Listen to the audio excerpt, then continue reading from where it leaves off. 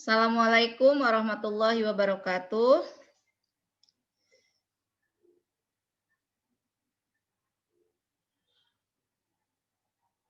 Waalaikumsalam warahmatullahi wabarakatuh.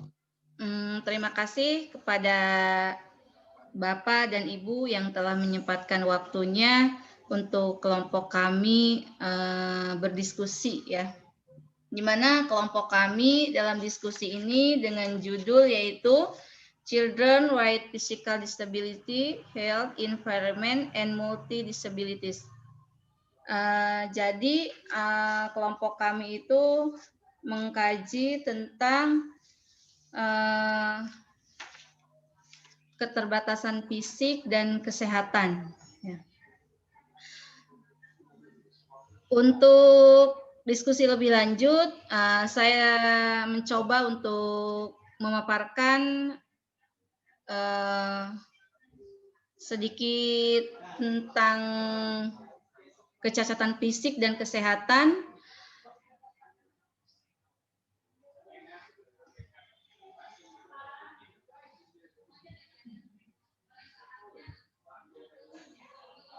Punten Pak Teguh sudah nyata, sudah ada? Alhamdulillah sudah, Bu. Sudah muncul. Sudah. Ya. Ya. Sebelumnya mohon maaf Bapak dan Ibu, PPT ini masih banyak kekurangan.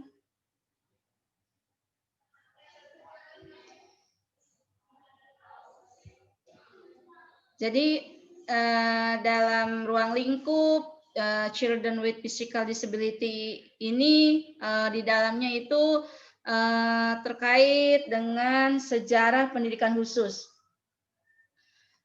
Saya mengambil sejarah pendidikan khusus ini dari buku Field, yaitu halaman 404 ya, 404, di mana pendidikan khusus ini, pelayanan pendidikan khusus ini sejarah membuktikan pada tahun 1917 yang mana hal ini telah disahkan untuk memenuhi kebutuhan secara kejuruan pada Perang Dunia yang dikenal dengan disabilities itu menurut bestseller dan NB tahun 2005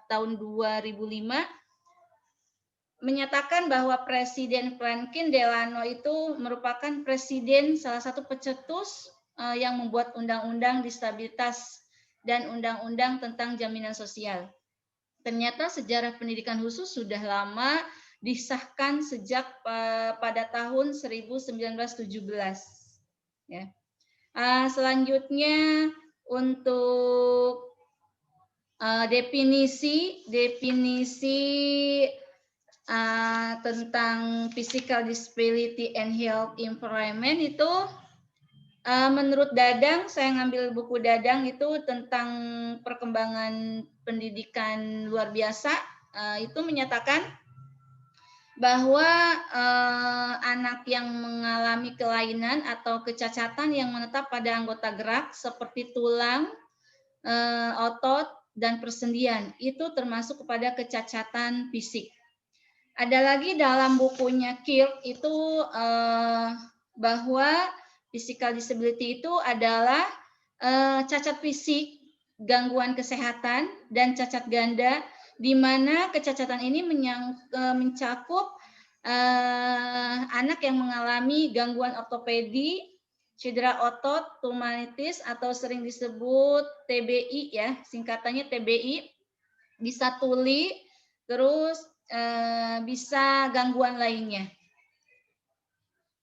Selanjutnya saya ambil dari tabel Kirk itu dalam bukunya itu halaman 409 bahwa secara umum physical disability and healthy itu terbagi kepada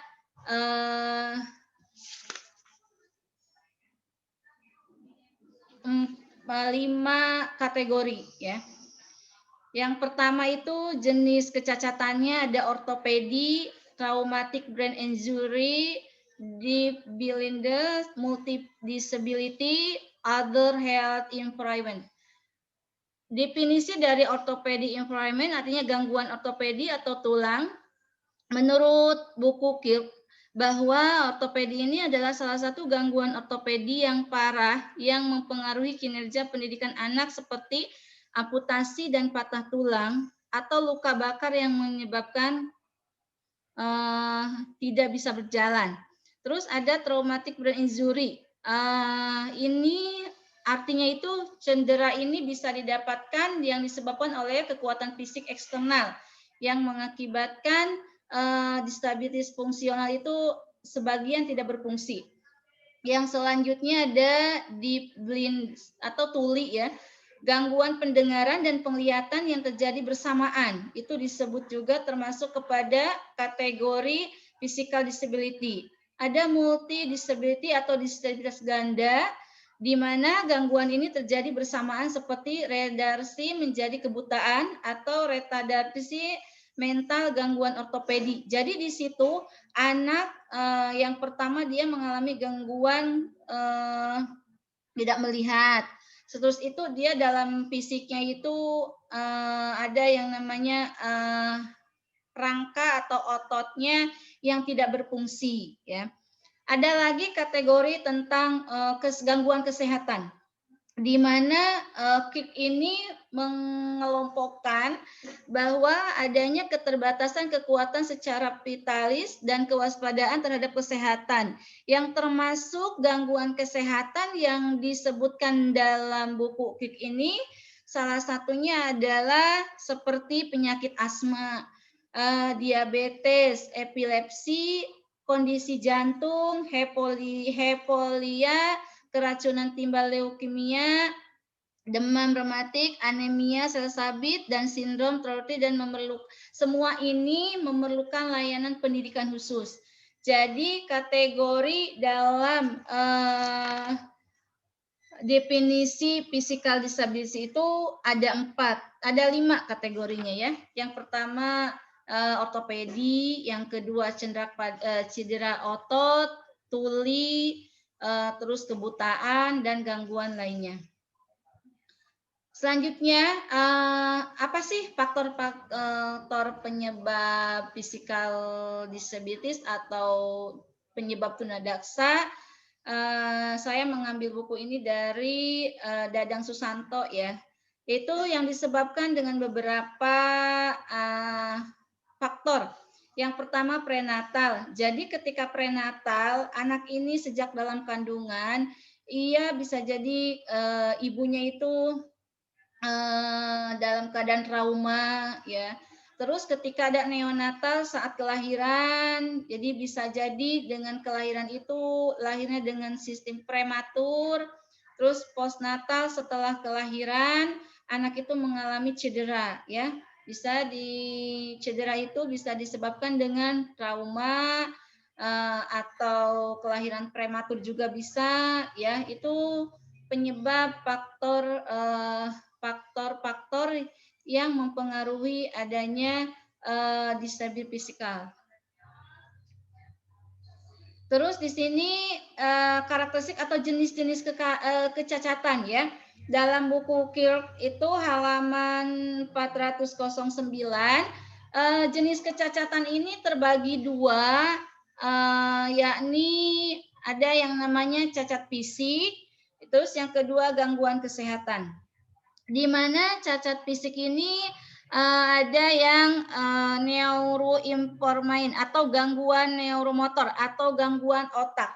Di mana gangguan otak ini meliputi cerebral palsy, neuri atau cabang tabung saraf, distrofi otot, atrofi otot tulang belakang, gangguan ortopedi, kelengkungan tulang belakang, definisi tungkai, kondisi pinggul yang tidak lurus, dan selanjutnya ada kondisi muskuloskeletal lainnya.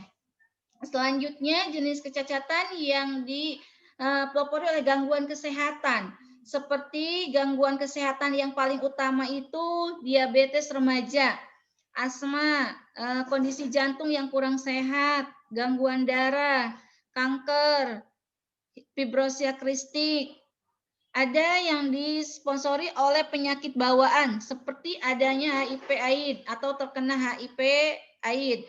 Terus ada yang namanya kena virus rubella. Terus ada herpes, infeksi, tokoplasma ya, itu disebabkan oleh bawaan atau disebabkan oleh virus. Selanjutnya gangguan kesehatan yang didapat dari berbagai penyakit, yaitu penyakit yang didapat itu seperti hepatitis B, meningitis, encephalitis, dan kondisi lainnya. Jadi untuk kecacatan dan kesehatan ini terbagi dua. Ada cacat fisik dan gangguan kesehatan, di mana cacat fisik itu terbagi ke dalam 3 bagian. Yang gangguan kesehatan juga termasuk itu terbagi ke dalam 3 bagian.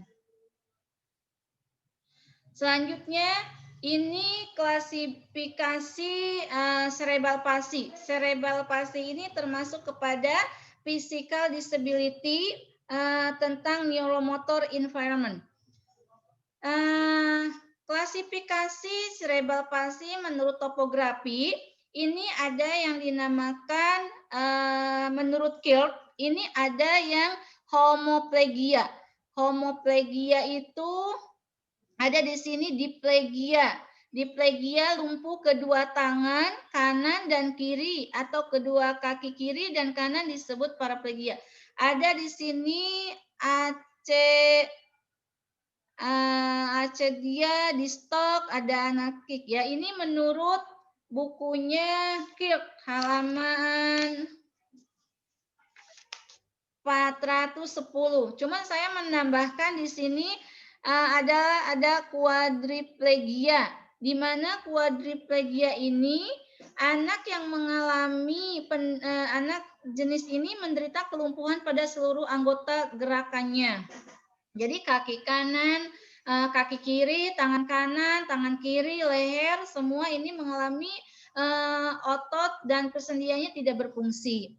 Ada diplegia, lumpuh kedua tangan kanan dan kiri atau kedua kaki kiri dan kanan. Ini masuk kepada diplegia. Ada lagi hemiplegia, lumpuh anggota gerak atas bawah pada sisi yang sama, ya. Ini lumpuh.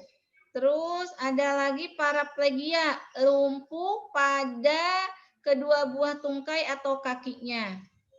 Ini klasifikasi cerebral palsy menurut topografi. Di sini saya akan mencoba klasifikasi cerebral palsy menurut derajat kecacatan, ya. Di mana kecacatan cerebral palsy menurut kecacatan ini bisa digolongkan pada ringan, sedang, dan berat. Golongan ringan ini termasuk golongan yang masih bisa berjalan tanpa menggunakan alat. Jadi anak itu masih bisa menolong dirinya sendiri dalam kehidupan sehari-hari. Ya, contoh mungkin di sini itu masuknya kepada golongan monoplegia, hanya satu anggota gerak yang lumpuh, bisa jadi kaki kiri saja atau kaki kanan saja, ya. Itu termasuk kepada kecacatan ringan. Selanjutnya ada kecacatan sedang, di mana golongan sedang ini yang termasuk golongan ini adalah mereka yang membutuhkan latihan khusus untuk berbicara, berjalan, dan mengurus dirinya sendiri.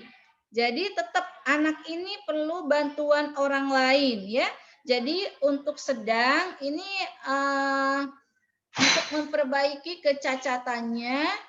untuk memperbaiki kecacatannya ini memerlukan alat-alatan yang khusus, ya.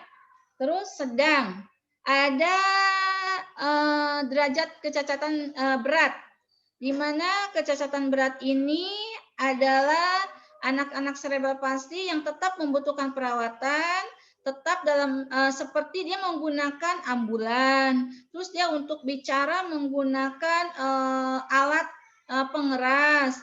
Jadi kalau golongan berat ini anak cerebral palsy membutuhkan pelatihan, membutuhkan perawatan, membutuhkan sarana dan prasarana untuk menolong dirinya sendiri. Gejala-gejala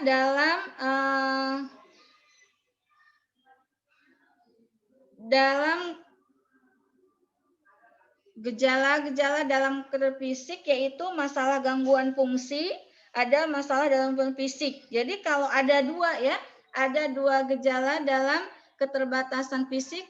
Yang pertama itu masalah fisik ada kelumpuhan, kekakuan sendi, perubahan bentuk. Terus ada yang masalah gangguan fungsi. Gangguan fungsinya untuk mobilitas. Jadi anak physical disability itu dia akan mengalami gangguan fungsi untuk mengerjakan kehidupannya sehari-hari. Ada gangguan kemampuan kegiatan fisik dalam ADL. ADL ini adalah singkatan ya. Ada gangguan fungsi mental. Jadi ini gangguan-gangguannya. Ini masalah-masalah fisiknya.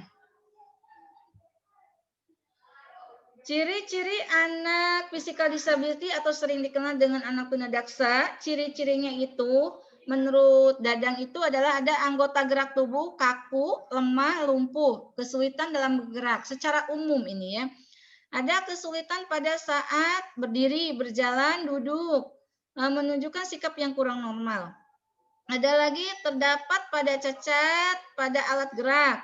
Bisa jadi jari tangan kaku dan tidak dapat menggenggam. Ya, itu termasuk ciri-ciri secara umum physical disability.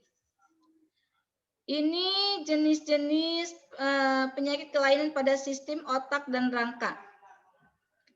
Ini ada yang namanya polio muskular ya.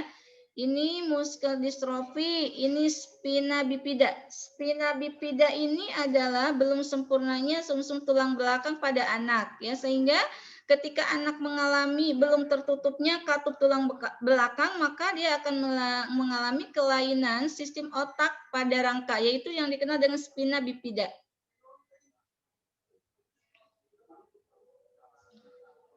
Ini jenis-jenis penyakit pada kelainan sistem otak. Selain tadi spina bifida, ada yang namanya polio muscular skeletal system.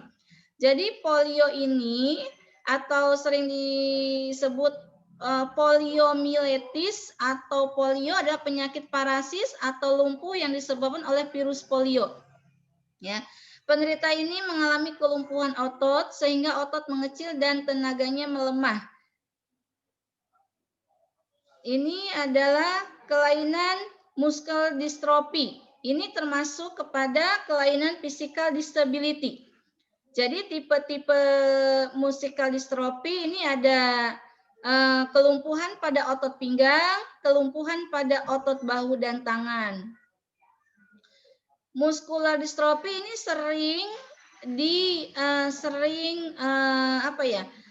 mengalami muscle dystrophy itu pada anak laki-laki ya, sering dialami pada anak laki-laki.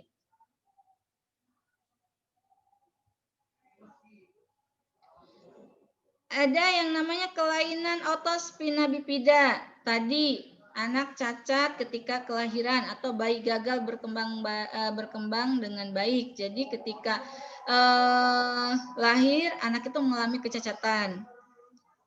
Ciri gejalanya itu terkadang didapat pada kulit atas, ya, tulang belakang, seperti adanya bercak berambut tanda lahir atau jaringan sumsum tulang belakang yang menonjol.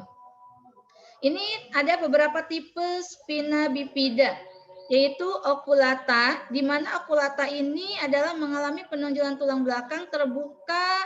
Ini seperti ini contohnya gambarnya.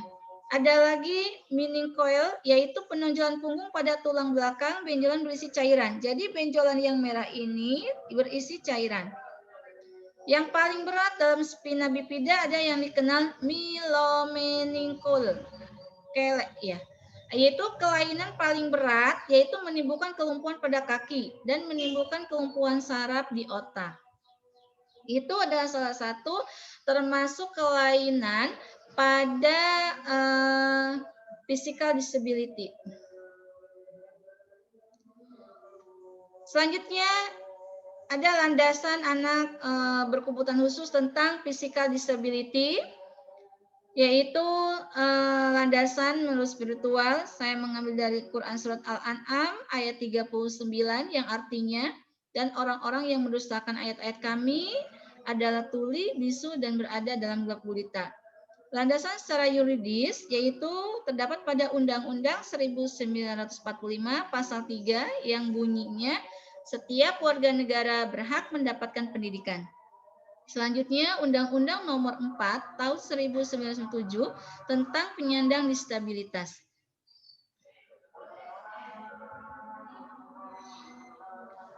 Ini adalah contoh dari pencegahan polio. Polio itu termasuk kepada kelainan physical disabilities, ya. Untuk pencegahan CV atau cerebral palsy, ya.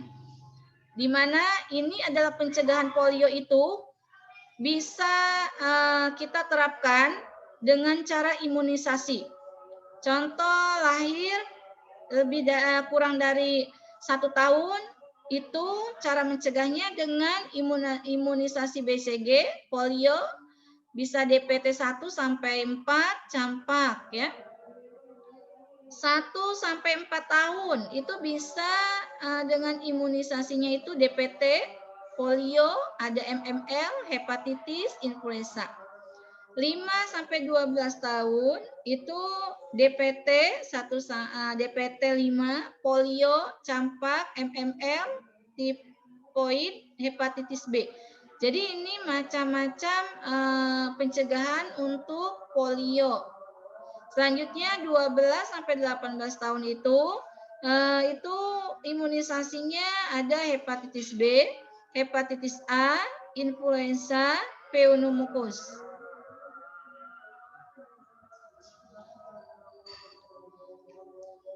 Kebutuhan anak-anak dengan kecacatan fisik.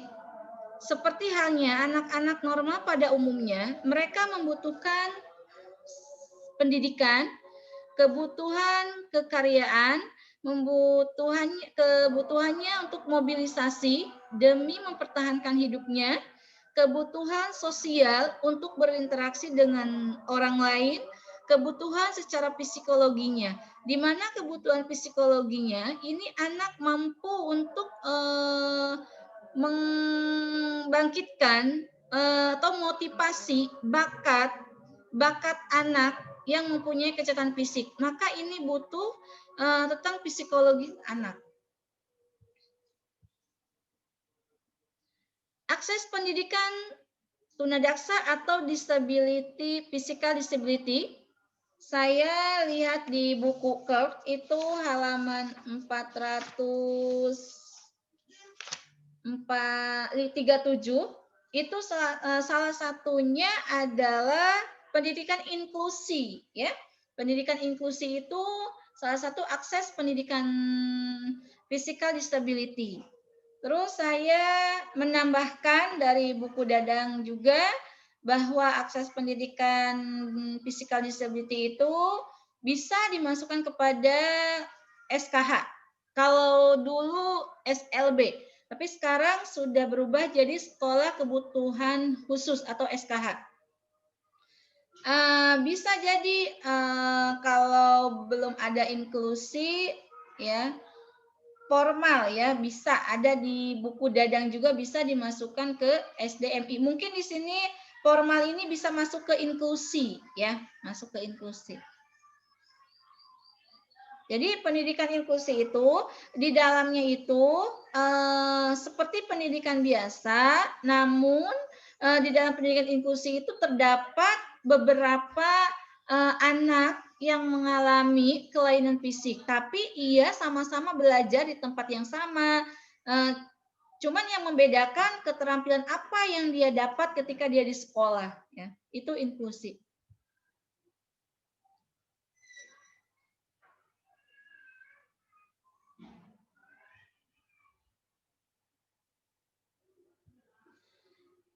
Jenis teknologi pendukung yang harus dipenuhi untuk kebutuhan siswa yang physical disability, saya ambil dari bukunya KIP juga, halaman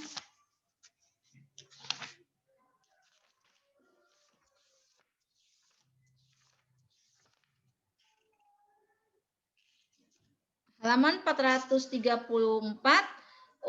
Kebutuhan teknologi pendukung seperti untuk mobilitas itu sangat diperlukan adanya pejalan kaki yang bebas dari kendaraan, terus yang di dalamnya itu terdapat pegangan, ya, terus adanya untuk jalan kursi roda atau skuter bertangga. Terus untuk mobilitas itu tentunya terdapat peralatan makanan. Terus ketika kita menyiapkan bahan-bahan itu diusahakan tidak ada bahan yang licin, ya.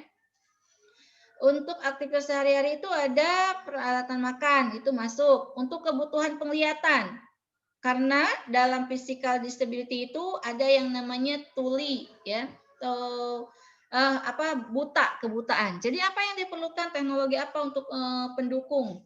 Yang pertama itu anak itu memerlukan kacamata pembesar, terus buku cetak yang besar, layar yang besar, bisa ditambahkan dengan kebutuhannya itu untuk membaca itu bahannya seperti bahan braille. Kebutuhan selain kebutuhan penglihatan, ada kebutuhan untuk tempat duduk. Jadi tempat duduk itu didesain senyaman mungkin untuk anak disability, physical disability itu, mulai dari sarung, terus ada berbentuk balok yang ada di kaki, ya, slip, itu untuk kebutuhan tempat duduk.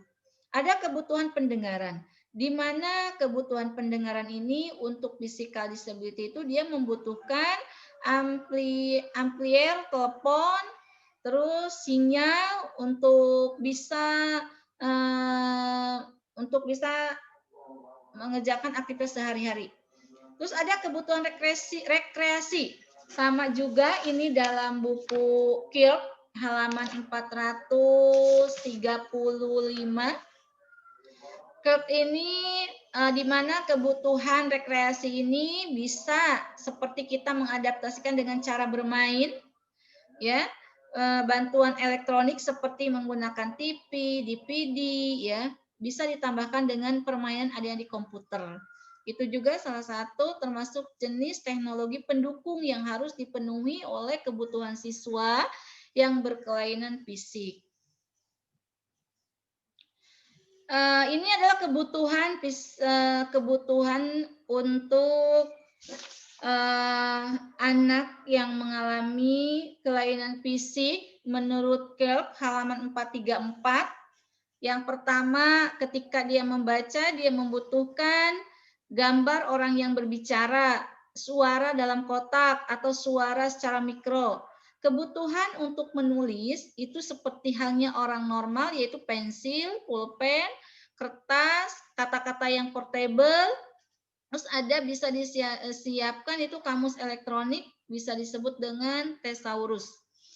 Untuk menunjang pembelajaran matematika itu bisa disiapkan dengan sempoa, ya.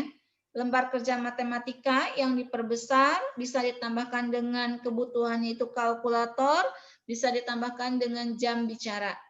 Jadi ini kebutuhan-kebutuhan ketika pembelajaran yang dibutuhkan oleh anak physical disability. Terus untuk belajar, apa sih anak-anak ini kebutuhan ketika belajar? Terutama semua materi itu sebaiknya direkam, terus nanti diputar lagi, direkam, diputar lagi gitu ya. Alat bantu teknologi, di mana alat bantu teknologi ini untuk terus mempermudah anak mengimplementasikan dalam pembelajaran.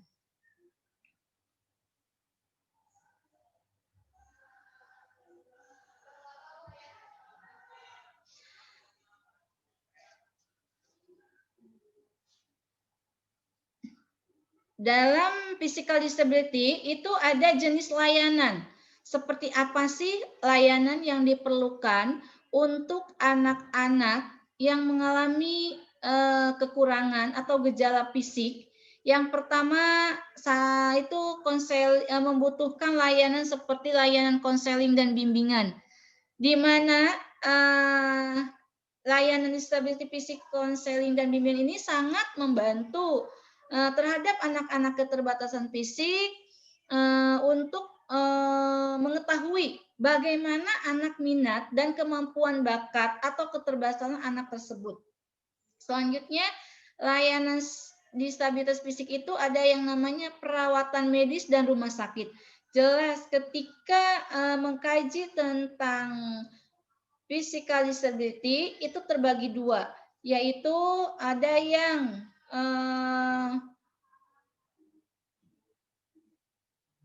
disebabkan oleh faktor kesehatan, ya. Jelas ini sangat mendukung perawatan medis dan rumah sakit. Jenis layanannya itu ada pelatihan kerja.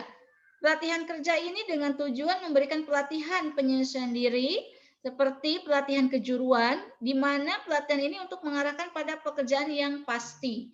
Jadi anak ini ketika dia untuk kerja, maka ia harus mendapatkan pelatihan, ya. Yang selanjutnya ada pelayanan angkutan, jelas. Jadi setiap anak yang mempunyai keterbatasan fisik, maka ia juga sangat membutuhkan angkutan. Ya bisa jadi kalau di sini masuknya kepada kesehatan, ya, itu sangat membutuhkan ambulan, ya. Pelayanan juru bahasa, sangat jika anak ini mengalami masalah dalam ketulian atau kebutaan, maka di sini diperlukanlah pelayanan juru bahasa. Ada lagi pelayanan jenis rekrutmen dan pelatihan. Kita sudah merujuk kepada landasan secara yuridis. Jadi setiap anak wajib membutuhkan pendidikan, ya. Jadi di sini anak disabilitas juga wajib mengikuti atau wajib diadakan rekrutmen atau dan pelatihan. Selanjutnya, jenis layanan apa? Jenis layanan disabilitas fisik itu selain rekrutmen dan pelatihan harus ada izin kerja terhadap anak-anak disabilitas fisik, ya. Ini adalah salah satu contoh suasana di kelas kategori kecerdasan fisik ketika saya wawancarai SKH 1 Kota Serang, ya. Ini di SKH 1 Kota Serang ini tidak ada yang derajat kecacatannya itu berat, semuanya sedang dan ringan. Yang sebelah ini termasuk derajat kecacatannya yaitu sedang, karena dia hanya tidak bisa berjalan, tapi ketika dia makan itu bisa. Yang ini yang berdiri ini masuknya kepada ringan, ya, gitu. Penelitian terakhir terkait physical disability, saya mengambil jurnalnya itu, judulnya itu penganiayaan fisik pada anak-anak AS, faktor resiko dan rujukan layanan. Yang ditulis oleh Sujane tahun 2019, hasilnya itu lebih dari 6.000 anak-anak Amerika Serikat dilaporkan mengalami pelecehan fisik setiap tahun, ya. Terus ada judulnya itu perangkat teknologi bantu berbasis komputer untuk digunakan oleh anak penyandang disabilitas fisik. Nah, ini menggunakan studi cross-seksional yang ditulis oleh Helena Distrom pada tahun 2020. Hasilnya ini mengatakan bahwa anak-anak dengan disabilitas ini menggunakan ATD berbasis komputer tidak merasakan kepuasan dengan layanan yang diberikan. Ada lagi judulnya efek fisik kognitif, psikologis, dan sosial ditinjau dari meta-analisis. Ditulis oleh Tama Ramai tahun 2018. Kesimpulannya itu terdapat peningkatan kognitif yang ditemukan dalam 3 studi. Yang pertama keterampilan, yang kedua pembelajaran, dan yang terakhir itu penelitian. Ini adalah hasil dari riset terakhir terkait physical disability. Selanjutnya ini salah satu dari video yang menggambarkan tentang adanya kecacatan fisik ya. Di sini ada linknya. Ini gambaran siswa yang mengalami cerebral palsy.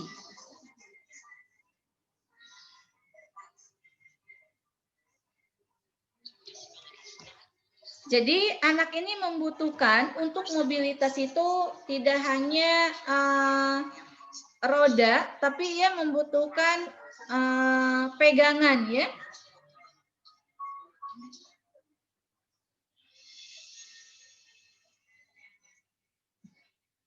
Ya, selanjutnya ada video tentang terapi dalam physical disability.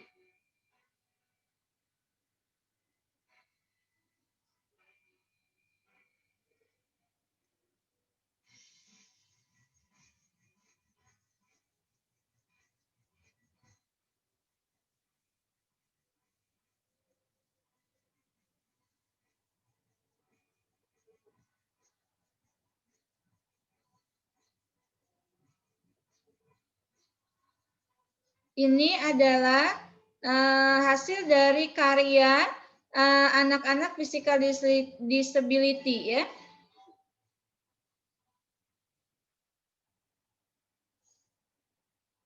Ini linknya saya cantumkan di sini untuk melihat kembali. Ya, mungkin itu saja dari saya terkait dengan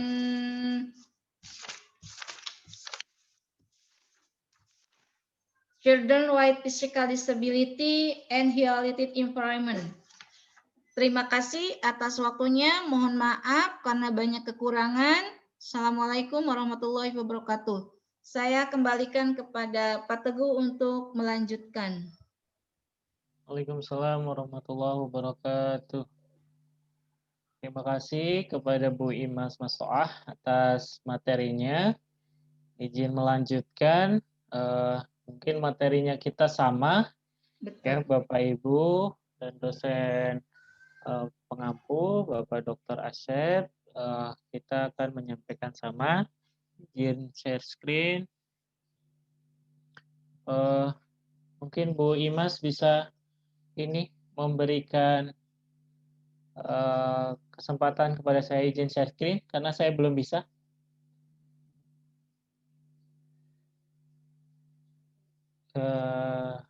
Di invite biasanya di partisipan terus saya jadikan host, make to host.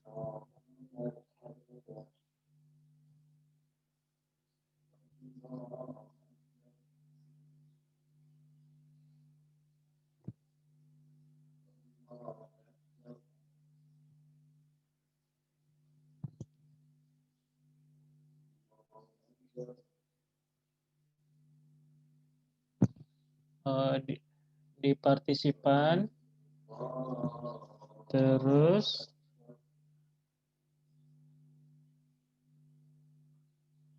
di rincian ada more. Nah, biasanya di more itu bisa pilihan untuk nama saya sebagai host.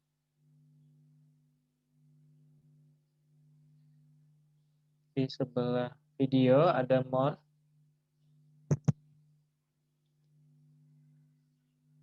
Oke, alhamdulillah. Terima kasih Bu Imas.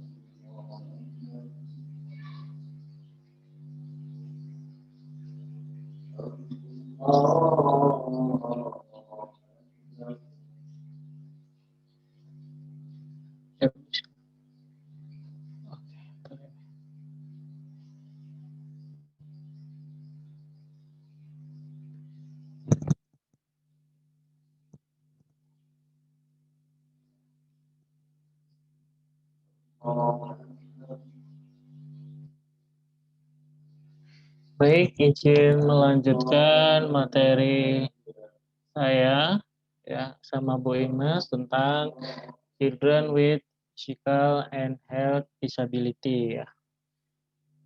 Nah, ini sama dengan apa yang disampaikan oleh Bu Imas tadi, bahwasanya latar belakangnya disebutkan di dalam bukunya KIK, bahwasanya para veteran Perang Dunia II, khususnya yang terluka atau yang mengalami korban dalam pertempuran itu biasanya mengalami atau memperoleh disabilitas gitu ya, terutama cacat fisik karena mengalami gempuran senjata tajam atau misalnya bom atau dan sebagainya. Sehingga mereka para veteran ini menyatakan dengan lantang suaranya untuk bagaimana mereka mendapatkan akses fisik kepada pekerjaan khususnya bagi individu-individu yang menyandang disabilitas.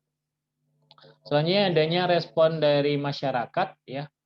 Respon dari masyarakat tentang ketakutan, ketidaktahuan dan kurangnya pengalaman dan ketidakfleksibelan adalah penyebab paling umum dari diskriminasi. Jadi disebutkan juga bahwasanya respon-respon akhirnya berdampak pada hal-hal negatif seperti itu. Jadi ada rasanya takut seperti itu ketika berdekatan dengan para penyandang disabilitas seperti itu. Terus ketidaktahuan memberikan treatment atau perlakuan kepada para disabilitas. Terus akhirnya menyebabkan ketidakfleksibelan seperti itu, akhirnya bisa juga menyebabkan kesenjangan bagi anak ABK maupun non-ABK. Selanjutnya kemajuan zaman. Kemajuan zaman juga menjadi salah satu dampak ya, dampak bahwasanya khususnya di bidang kedokteran seperti itu telah dihasilkan beberapa intervensi atau penyelamatan hidup bagi anak-anak atau orang-orang yang menyandang cacat fisik dan gangguan kesehatan. Terus konsep atau pengertian children with physical and health disability.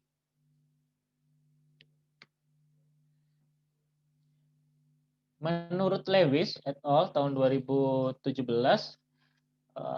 children with physical and health disability adalah peserta didik dengan gangguan fisik dan kesehatan serupa, mungkin memiliki kebutuhan khusus yang sangat berbeda, mengalami kelumpuhan, mungkin aktif dan keluar, sedangkan yang lain mungkin menarik diri dan tidak mau berinteraksi dengan orang lain. Sedangkan menurut Winarsih et al. Tahun 2017, anak-anak disabilitas fisik adalah anak yang mengalami gangguan gerak akibat kelumpuhan, tidak lengkap, anggota badan, kelainan bentuk, fungsi tubuh, atau gerak.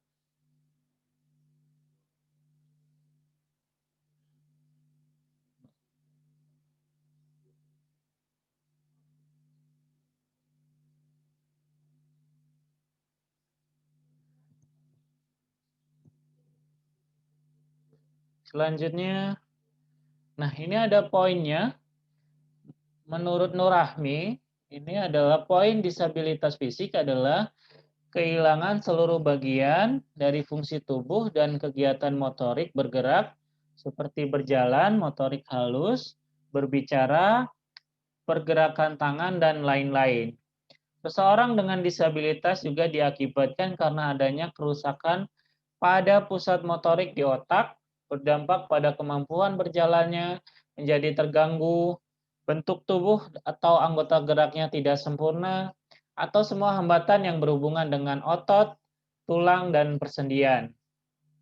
Anak-anak penyandang disabilitas fisik dalam masyarakat kadang dikenal sebagai cacat tubuh, cacat fisik atau tunadaksa, kelainan fisik, tuna tubuh, dan cacat badan.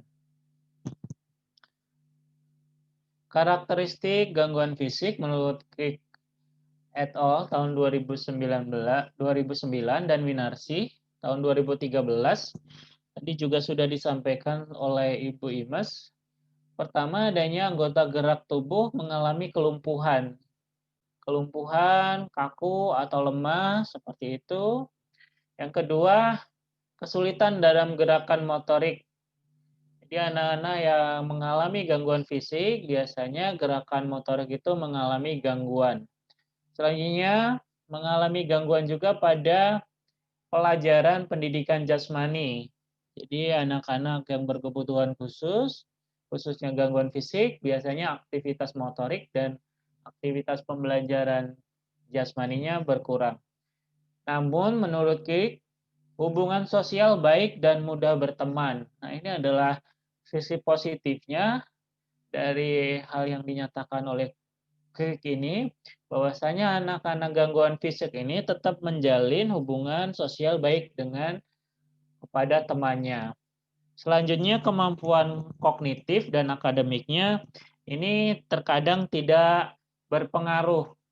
Jadi masih ada anak-anak dengan gangguan fisik ini secara kognitif atau secara akademik mampu mengikuti proses pembelajaran yang dilakukan baik di sekolah formal atau sekolah umum maupun juga namun juga bisa jadi anak gangguan fisik juga mengalami kemampuan di bawah kognitif di bawah rata-rata anak-anak normal. Jadi sangat variasi. Selanjutnya terdapat bagian anggota gerak yang tidak lengkap, tidak sempurna, lebih kecil dari biasa. Nah, ini ada salah satu contohnya misalnya penyusutan pada otot atau distrofit. Itu juga merupakan ciri-ciri atau karakteristik anak dengan gangguan fisik. Terdapat cacat pada alat gerak, jari tangan kaku dan tidak dapat menggenggam. Terus kesulitan pada saat berdiri, berjalan, duduk, dan menunjukkan sikap tidak normal.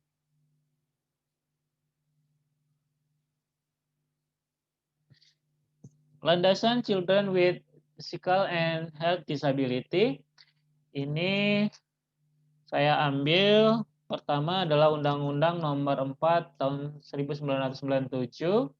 Ini tentang penyandang disabilitas dan Peraturan 43 Tahun 1998 tentang upaya meningkatkan kesejahteraan sosial. Jadi ini tadi bercermin dengan apa yang dinyatakan Crick, bahwasanya orang-orang atau anak-anak atau yang memiliki kelainan fisik itu harus diberikan haknya, terutama untuk kesejahteraan sosial. Selanjutnya, menurut Undang-Undang Nomor 39 Tahun 1999 tentang hak asasi manusia, menyatakan bahwa setiap orang dengan disabilitas memiliki hak atas fasilitas dan perlakuan khusus.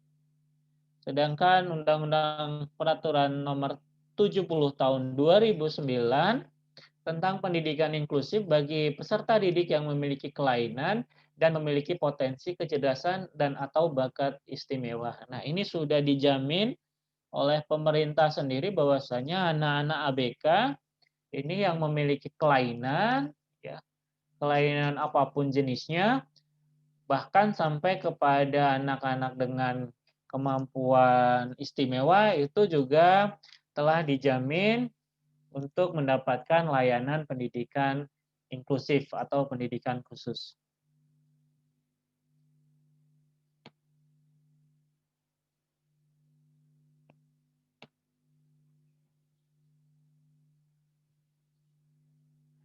Nah, dalam Al-Quran, Allah telah menambahkan, telah mengisyaratkan bagi orang-orang atau anak berkebutuhan khusus, yaitu pertama akma, yang berarti tunanetra atau buta. Terus ada akmah, yang berarti tunanetra yang total. Dan bukmun, yang berarti tunawicara atau bisu. Terus summun, yang berarti tunarungu atau tuli. Dan akroj, yang berarti tunadaksa atau memiliki kecacatan fisik seperti pincang dan lain-lainnya. Nah, ini diperjelas lagi oleh Allah Subhanahu wa taala dalam surat An-Nur ayat 61. Tidak ada dosanya bagi orang buta yang kehilangan penglihatannya, tidak pula ada dosa bagi orang pincang, dan tidak pula bagi orang sakit bila meninggalkan kewajiban yang mereka tidak sanggup laksanakan, seperti jihad di jalan Allah Subhanahu wa taala.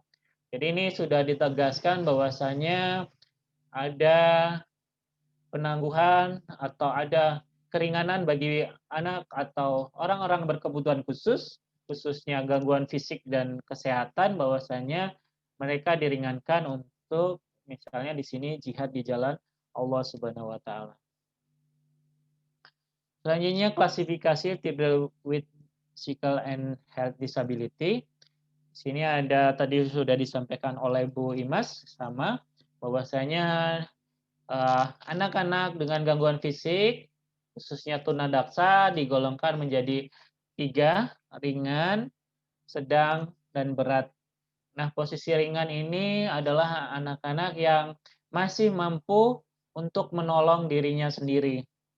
Sedangkan untuk posisi anak gangguan fisik dan kesehatan yang sedang, itu sudah memerlukan bantuan, sedangkan yang berat ini adalah bagi anak-anak gangguan fisik yang memerlukan perawatan khusus seperti itu. Nah, ini pengelompokannya, ini berdasarkan bukunya Grip tadi, sudah disampaikan oleh Bu Imas juga, ada gangguan neuromotor, terdiri dari cerebral palsy, cacat tabung syaraf, gangguan kejang, cedera otot traumatik atau traumatic brain injury, terus penyakit degeneratif, penyakit otot menyusun, terus atrofi otot tulang belakang, terus gangguan ortopedik. Itu ada contoh-contohnya dari artristik pada remaja, lengkungan tulang belakang, defisiensi tungkai, kondisi pinggul, dan muskuloskeletal. Sedangkan untuk gangguan kesehatan, masih sama dari bukunya Crick tahun 2009, menyatakan gangguan kesehatan utama itu yang sering dialami oleh orang, itu pertama adalah diabetes remaja, asma, kondisi jantung, gangguan darah, kanker, fibrosis kistik, kondisi lain, sedangkan penyakit bawaan adalah penyakit sejak lahir itu misalnya ada HIV AIDS, infeksi, terus ada TORCH, itu penyakit bawaan yang meliputi toxoplasmosis, rubella, infeksi cytomegalovirus, dan infeksi herpes simplex. Sedangkan penyakit dapatan, ini penyakit yang kemungkinan didapat ketika hidup itu atau bisa jadi tertular, itu misalnya hepatitis B, meningitis, radang otak, dan kondisi yang lain. Nah, ini tadi sudah disampaikan oleh Bu Imas tentang cerebral palsy.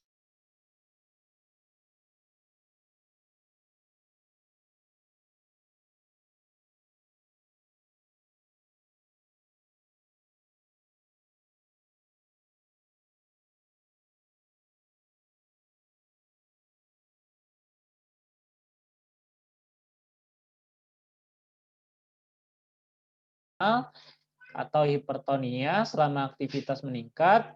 Kebanyakan kejang akan berakhir dengan spontan dalam beberapa menit, tetapi membuat individu mengantuk dan bingung. Ini ada 4 jenisnya CV, yaitu spastik, diskinetik, ataksik, dan campuran. Adapun upaya yang bisa dilakukan untuk membantu CV, ya, pertama misalnya melonggarkan pakaian baju di sekitar leher, terus meletakkan bantal di bawah kepala. Pasien atau anak CP harus digulingkan ke samping seperti itu, dan kita memberikan waktu kepada anak CP ini untuk beristirahat supaya pulih kembali normal.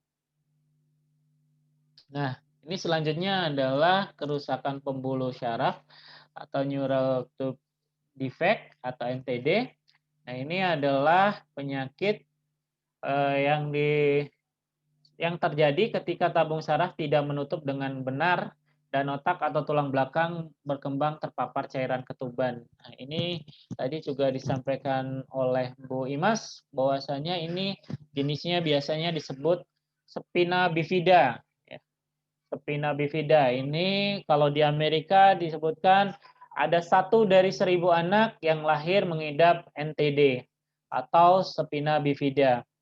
Usaha atau upaya yang bisa dilakukan oleh para ibu-ibu yang hamil itu dapat mengkonsumsi 0,4 mg asam folat setiap hari. Jadi menambah asam folat ketika atau selama hamil. Selanjutnya gangguan kejang, ya. Gangguan kejang ini juga termasuk gangguan fisik. Ini disebabkan ada pelepasan listrik abnormal di dalam otak yang mengganggu fungsi normal otak. Biasanya kejang intensitasnya 10-30 detik. Kebanyakan kejang akan berakhir spontan membuat individu bingung, ya. Terus pada usia sekolah penyebab utama kejang kemungkinan besar adalah epilepsi mioklonik remaja. Nah, ini usaha atau upayanya kita bisa memberikan obat sesuai kebutuhan manajemen kejang dari anak yang mengalami gangguan fisik jenis seizure disorder. Selanjutnya cedera otak traumatik atau traumatic brain injury atau TBI. Kelainan yang didapat paling umum dalam kategori cedera otak traumatik. Penyebabnya adalah kerusakan kecacatan yang tidak disengaja. Cedera bisa tertentu oleh daging atau terbuka dan trauma parah dan ringan. Cedera parah dapat menyebabkan ketidakmampuan belajar, gangguan pemusatan, spina bifida, CP, dan cacar yang lainnya. TBI dapat mengakibatkan defisit kognitif, sosial, dan bahasa. Nah, ini dijelaskan di dalam bukunya Kik di sini bahwasanya anak-anak yang mengalami masalah pada cedera otak traumatik ini dampak beratnya itu kemampuan kognitifnya akan berkurang atau rendah, sosialnya juga bermasalah dan kemampuan berbahasanya juga berkurang. Terus ada muskular distrofis, ini juga tadi sudah disampaikan oleh Bu Imas, ini gangguan otot progresi yang berpengaruh pada gerakan dan fungsi. Ya, biasanya muncul sekitar 2 hingga 5 tahun pada usia 12 tahun anak mungkin tidak dapat berjalan. Penyakit ini secara bertahap melemahkan sistem pernapasan dan akhirnya menyebabkan kematian. Ya, ini banyak menyerang kepada anak laki-laki. Selanjutnya, gangguan yang terjadi pada ortopedik, masih gangguan tentang fisik. Ini ada artritik remaja. Ini disebabkan pembengkakan, kekakuan, efusi, nyeri tekan pada persendian. Peradangan yang berkepanjangan dapat menyebabkan kelainan bentuk sendi yang pada akhirnya dapat mempengaruhi mobilitas. Oleh karena itu diperlukan untuk mengevaluasi, mengidentifikasi, dan merekomendasikan terapi pengobatan latihan bagi penyandang cacat artristik remaja.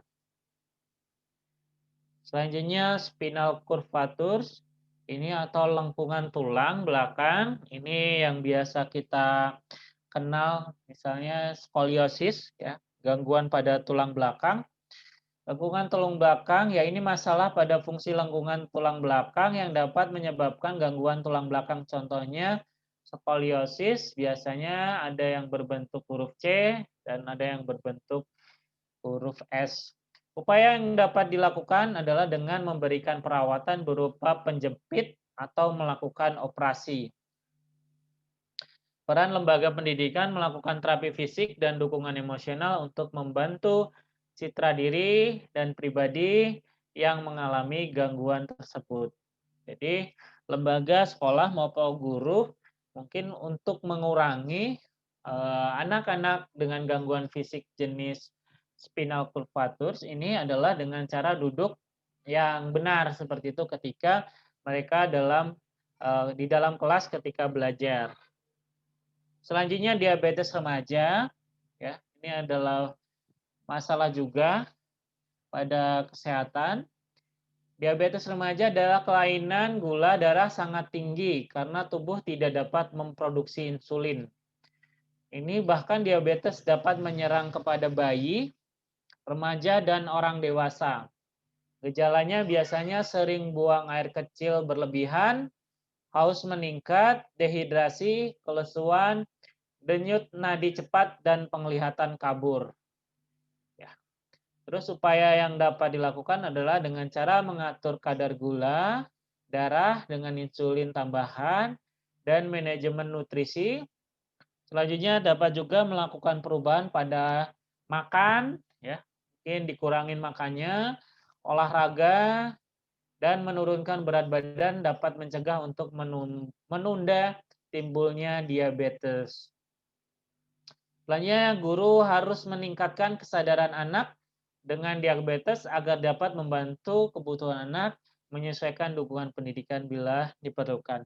Nah, guru juga menjadi konseling, misalnya mengingatkan di kelasnya bila ada anak-anak yang sudah melampaui berat badannya untuk mengatur atau mengingatkan tentang jumlah makannya.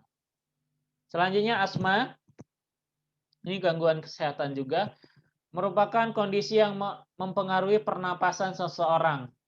Biasanya memiliki 3 ciri yakni paru-paru bengkak, sulit bernapas, dan saluran udara bereaksi negatif terhadap lingkungan. Ya, misalnya debu, asap, udara dingin, dan olahraga. Nah, biasanya anak-anak yang menderita asma ini ketika menghirup atau bereaksi kepada udara yang tidak sesuai, maka dia akan kesulitan bernapas. Atau misalnya ketika aktivitasnya berlebihan seperti olahraga juga bisa menyebabkan kesulitan dalam pernapasan. Pada tingkat anak sering menyebabkan absen dalam kehadiran di kelas. Oleh karena itu penting guru memahami cara menangani anak penderita asma. Adapun caranya yang bisa dilakukan oleh guru dengan cara rencana pengobatan, menghilangkan pemicu asma, pengobatan dari waktu ke waktu. Anak-anak dengan gangguan penyakit asma ini membutuhkan perawatan yang mungkin panjang bahkan seumur hidup. Selanjutnya cardiac condition atau penyakit pada kondisi jantung, ya. Kondisi jantung di Amerika diperkirakan 1:125 anak yang lahir memiliki kelainan jantung. Kelainan jantung antara lain ini diakibatkan ditandai dengan heart murmurs atau gumaman hati, terus detak jantungnya berlangsung cepat seperti itu, kesulitan bernapas, dan pembekakan kaki, perut, dan area sekitar mata, bahkan perubahan warna kulit. Nah, ini ciri-cirinya kondisi jantung. Tinjauan medis harus diselesaikan jika ada bayi anak-anak yang menunjukkan gejala komplikasi pada jantung. Nah, ini penting bagi ibu-ibu hamil ketika sudah hamil ini memeriksakan denyut nadi walaupun masih di dalam kandungan. Selanjutnya kanker. Nah, kanker jarang terjadi pada anak-anak, terjadi hanya pada 1 dari 5.000 anak-anak di Amerika setiap tahun. Ini bukunya Porter di dalam bukunya Crick tahun 2009. Bentuk kanker yang paling umum pada anak, leukemia, limfoma, tumor otak. Berbeda dengan kanker pada orang dewasa, kanker pada anak jauh lebih bisa disembuhkan. Jadi dinyatakan di sini penyakit kanker pada anak biasanya lebih cenderung dapat disembuhkan ketimbang kanker-kanker yang diderita oleh orang dewasa. Sekitar 75% anak penderita kanker akan bertahan hidup setidaknya 5 tahun. Banyak peneliti sekarang menganggap kanker masa kanak-kanak sebagai penyakit kronis, namun meskipun pengobatan sudah optimal, sekitar 2.000 anak penderita kanker akan meninggal setiap tahun. Adapun upaya yang diberikan kepada penderita kanker, kemoterapi, radiasi, pembedahan, dan pengobatan. Selanjutnya ada penyakit kesehatan fibrosis kistik, yaitu penyakit bawaan yang mempengaruhi pernapasan dan pencernaan anak. Ya. Ini disebabkan produksi lendir kental yang tidak normal, yang menyebabkan penyumbatan saluran pankreas, usus, bronkus, dan sering mengakibatkan infeksi saluran pernapasan. Adapun perawatan medis yang dapat diberikan adalah memberikan bantuan pernapasan, menyegarkan, membersihkan lendir, membersihkan saluran udara, mengobati infeksi, dan mengurangi peradangan. Dokter menyarankan agar olahraga untuk memperkuat jantung dan paru-paru serta membantu mengencerkan lendir. Jadi ada upayanya di sini anak-anak yang mengalami gangguan fibrosis kistik untuk melakukan olahraga supaya jantung dan parunya dapat mengencerkan lendir. Selanjutnya salah satu penyakit bawaan yaitu AIDS atau acute immune deficient syndrome atau AIDS. AIDS adalah kerusakan sistem kekebalan tubuh yang disebabkan oleh virus human immunodefisiency atau HIV. Ya, ketika HIV memasuki aliran darah, tubuh bereaksi dengan antibodi untuk melawan infeksi. Kehadiran antibodi ini di dalam darah mengarahkan pada diagnosis HIV positif. 90% kasus khususnya untuk AIDS ya pada anak disebabkan akibat penularan virus dari ibu yang terinfeksi selama kehamilan, proses kelahiran dan menyusui. AIDS merupakan masalah serius dalam masyarakat kita. Komunitas masih merumuskan kebijakan tentang bagaimana menanggapi bayi dan anak-anak yang terinfeksi dan bagaimana juga pola pendidikan bagi anak-anak yang menderita AIDS. Upaya yang dapat dilakukan menangani seperti penyakit AIDS ini misalnya menggunakan sarung tangan saat menangani cairan tubuh, mencuci tangan minimal 10-30 detik, prosedur kebersihan dengan desinfektan. Tidak ada cara lain untuk mengetahui mana yang positif HIV selain dengan cara waspada secara menyeluruh.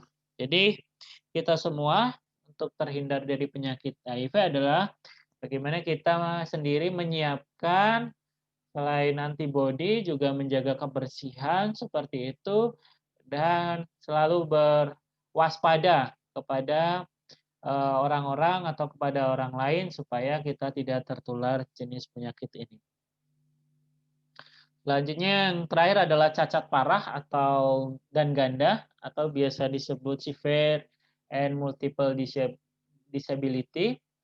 Ini disebut juga atas the Association for Person with Severe Handicap. Mendefinisikan apa artinya memiliki disabilitas yang parah. Di sini adalah severe dan multiple disability ini adalah anak-anak dengan gangguan multiple dan gangguan cacat parah seperti itu.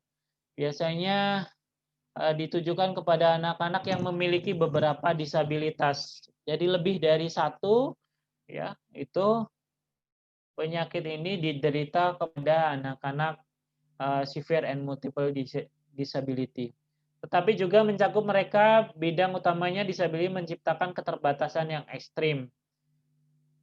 Dukungan mungkin diperlukan untuk aktivitas kehidupan seperti mobilitas, komunikasi, perawatan diri, pembelajaran yang diperlukan untuk kehidupan mandiri, pekerjaan, dan kemandirian. Setiap individu disabilitas ganda atau berat ini harus luas karena mencakup populasi yang sangat heterogen, misalnya orang gangguan kejiwaan, tuli, kombinasi gangguan kesehatan, motorik, atau kognitif. Oh, masih ada. Ternyata Dave Blaine, ini tadi juga udah disampaikan oleh Bu Imas, ini Dave Blaine adalah anak dengan kombinasi tunanetra dan tunarungu, ya. Jadi di sini mengalami gangguan pada penglihatan, juga mengganggu pada tunarungu. Dibutuhkan banyak waktu dan kesabaran dan empati untuk mengulang, untuk membangun kata per kata, biasanya sebuah tanda dengan tunanetra dan tunarungu. Jadi anak-anak ini upaya atau solusi yang bisa diberikan bagaimana membutuhkan waktu yang sangat panjang dan kesabaran dan empati supaya dapat membantu dalam hidup anak dengan jenis Deaf Blind. Nah, ini prevalensi atau angka hidup children with physical and health and disability. Ini yang saya ambil dari Kick and All, terus dari United Nations Children and Funds. Pertama, gangguan ortopedik ini 1,2%, untuk tunanetra dan tunarungu tadi, di blind adalah 0,03%, masih paling kecil atau paling rendah. Terus cedera otak traumatis 0,4%, cacat ganda 2,2%, dan gangguan kesehatan lain ini dipersentasekan di bukunya Crick et al. Ini 6,6%. Sedangkan dinyatakan United Nations Children Funds tahun 2018, prevalensi kecacatan fisik per 1000 lebih tinggi di Kecamatan wilayah Michigan sebesar 4,30/100.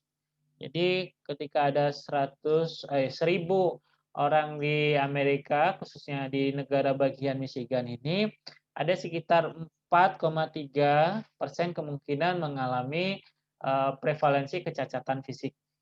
Nah, ini dibandingkan di Inggris, ini di Inggris lebih kecil lagi, dia hanya mencapai 3,20% untuk 1000 orang.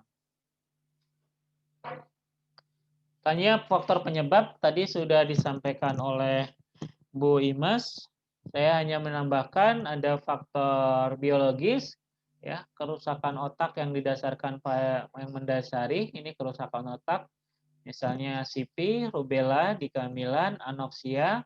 Terus ada faktor gen juga bisa, khususnya pada sindrom sklerosis tuberosa dan autis. Sedangkan faktor psikologis juga bisa disebabkan karena keterampilan komunikasi buruk, perilaku coping yang terbatas, yaitu kemampuan si anak ABK-nya ini dalam menyesuaikan diri dengan lingkungannya, dan faktor sosial juga bisa menyebabkan children with physical and health disability.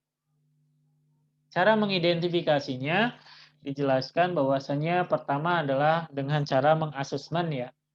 Asesmen yang dilakukan oleh dokter anak, ahli syaraf yang spesial pada penyakit otak, sumsum tulang belakang, sistem saraf, ahli ortopedi, dan ahli bedah ortopedik, seperti itu. Jadi ketika kita mau memeriksa atau mengasesmen itu harus membutuhkan para ahli di sini, khususnya para dokter yang karena ini penyakit berhubungan dengan bagian fisik manusia dan kesehatan. Sedangkan proses identifikasi ini yang bisa dapat dilakukan dengan cara mengidentifikasi fisik, bahasa bicara, dan terapis okupasi. Proses identifikasi melibatkan evaluasi medis, tadi melibatkan para dokter, sampai kepada ahli ortopedi, ahli syaraf.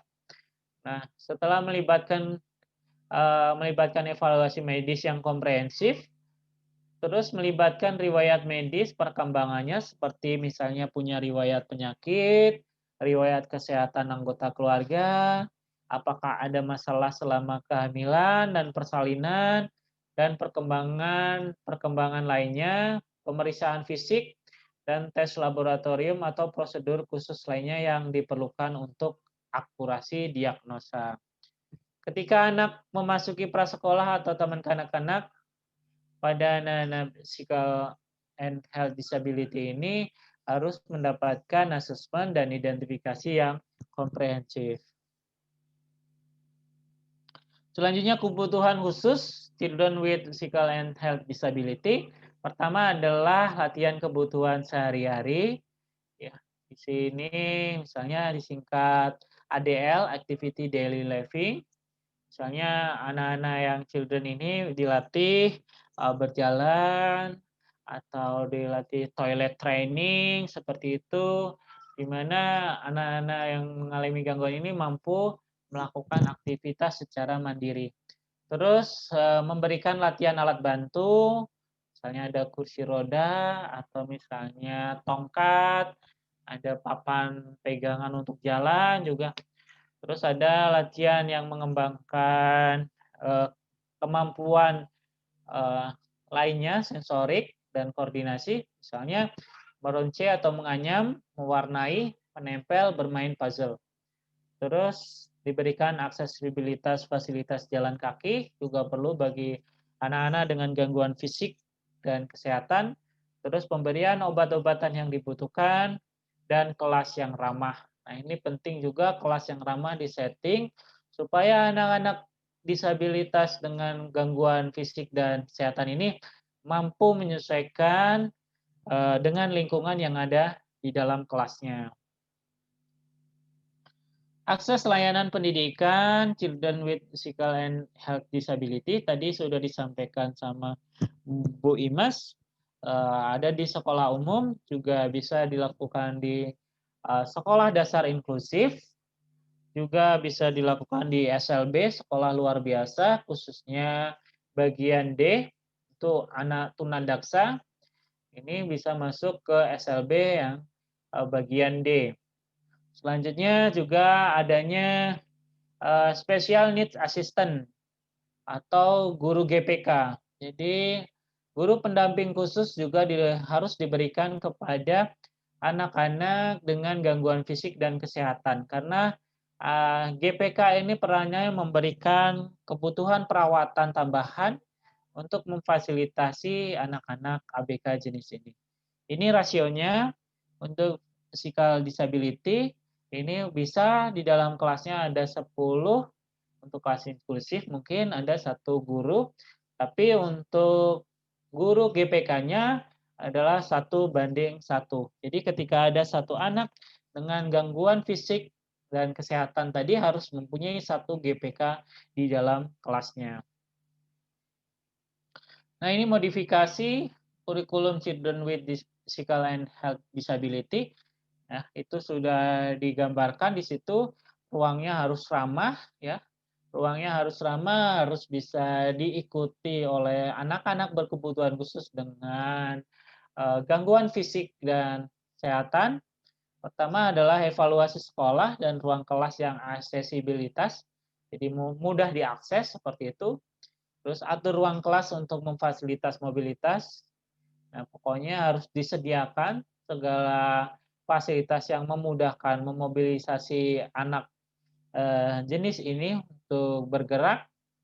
Terus mempertimbangkan pengaturan tempat duduk untuk siswa jenis ini. Pastikan bahwa peralatan khusus disimpan dengan keadaan baik seperti kruk dan kursi roda. Jadi harus ada tempat penyimpanan atau lemari penyimpanan yang disimpan sehingga alatnya aman ketika mau digunakan kembali untuk anak-anak children with physical and health disability. Ini strategi dan asesmen ya. Tadi sudah disampaikan. Nah, terakhir adalah penelitian yang relevan. Penelitian relevan yang berhubungan dengan children with physical and health disability.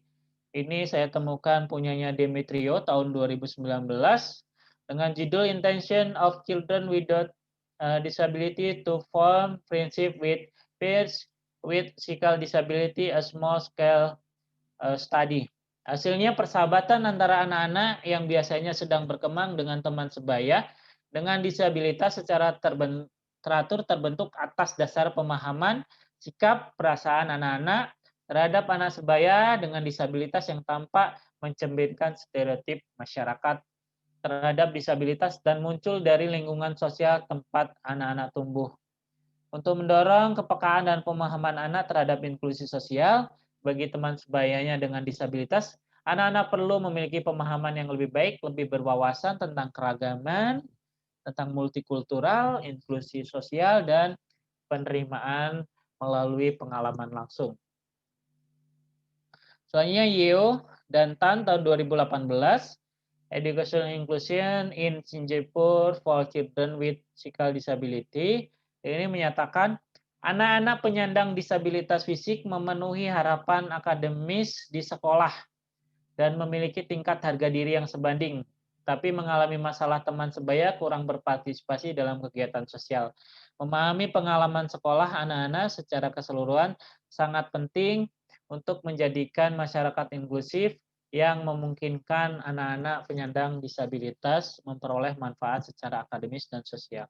Nah, di sini hasilnya Yeotan ini ya lebih menjabarkan bahwasanya secara akademis anak-anak gangguan fisik mampu, tapi terkadang terkendala di partisipasi dengan lingkungannya.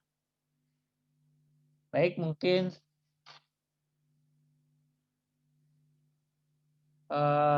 saya akan menampilkan video sedikit tentang anak-anak dengan gangguan fisik.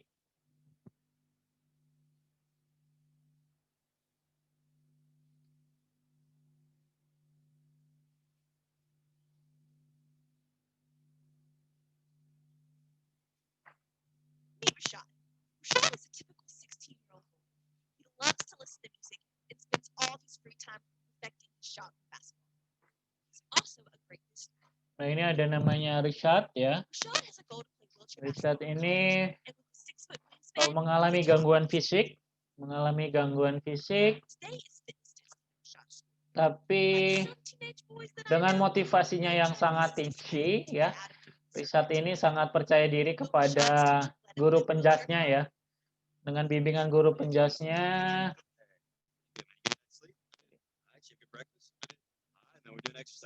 jadi dia sangat menyukai bahkan aktivitas fisik yang pendidikan jasmani, padahal kebanyakan anak-anak yang mengalami gangguan fisik ini biasanya rendah di kegiatan fisik atau penjas. Tapi dia ini semangat sekali ya, melakukan push up seperti itu.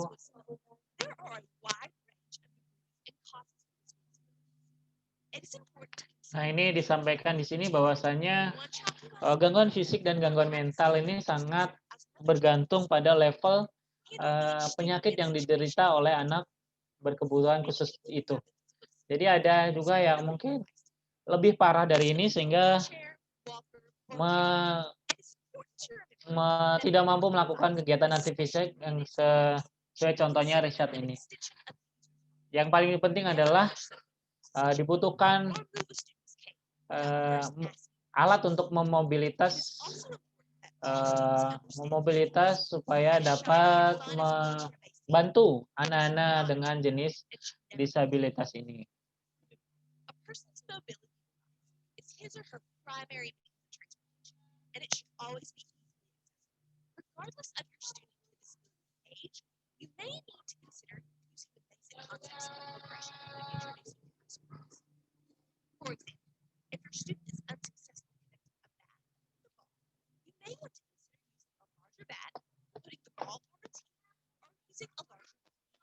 student's disability may affect his or her physical activity.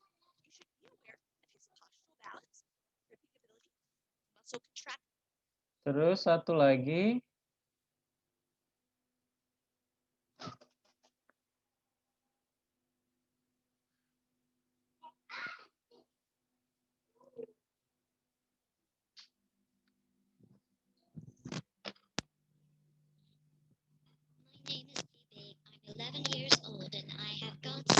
Ini juga salah satu anak dengan gangguan fisik,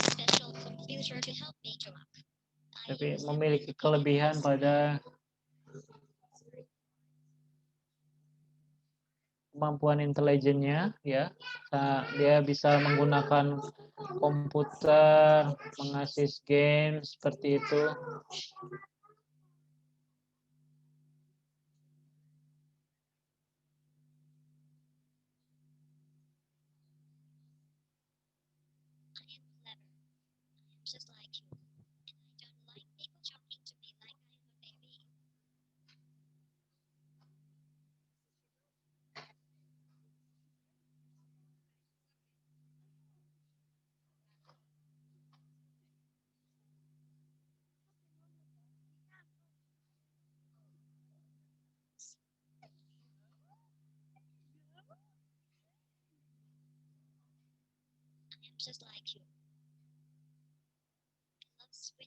Bahkan menyukai renang, ya.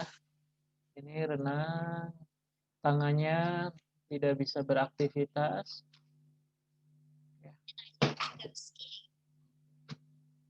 Menyukai ski.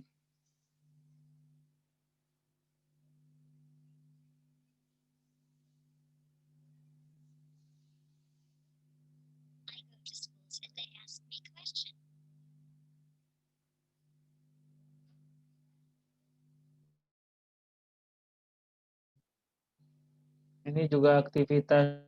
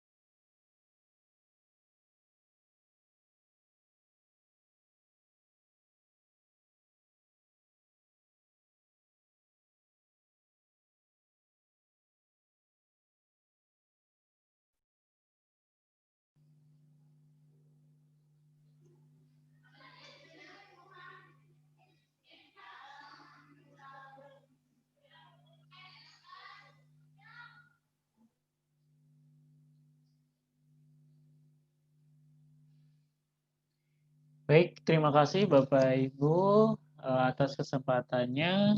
Saya selaku penutup presentasi ini dan Bu Imas dari kelompok 4 mohon maaf apabila banyak kekurangan.